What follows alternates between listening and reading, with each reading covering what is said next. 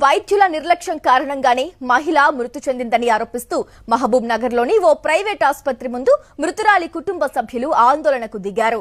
3 రోజుల క్రితం కోడూరుకు చెందిన లలిత అనారోగ్యంతో శ్రీ ఆసుపత్రిలో చేరింది. పరిస్థితి దారుణంగా ఉందంటూ అనేక పరీక్షలు చేయించిన ఆసుపత్రి సిబ్బంది బిల్లు మొత్తం కట్టాక ఆమె చనిపోయినట్లు తెలిపారు. దీంతో వైద్యుల నిర్లక్ష్యం కారణంగానే ఆమె మృతి చెందినట్లు బంధువులు ఆరోపిస్తూ హాస్పిటల్ ముందు నిరసనకు దిగారు.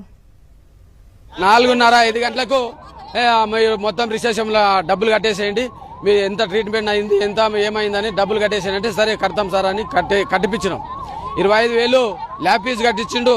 15,000 బయటికి వెళ్ళి డాక్టర్ని తీసుకొస్తా పైప్ వేపిస్తా అంటే 15,000 ఆ డాక్టర్కు 30,000 ఇస్తా అంటే 30,000 లేదు సార్ మా పరిస్థితి ఇట్లా ఉంది, ఏం లేదు పరిస్థితిలో ఉన్నాము, 15,000 ఇస్తాం సార్ అంటే ఆ డాక్టర్ని పిలిపించి ఆ పైప్ వేయించిండు. 4 గంటలకు మంచిగా ఉందని చెప్పిండు.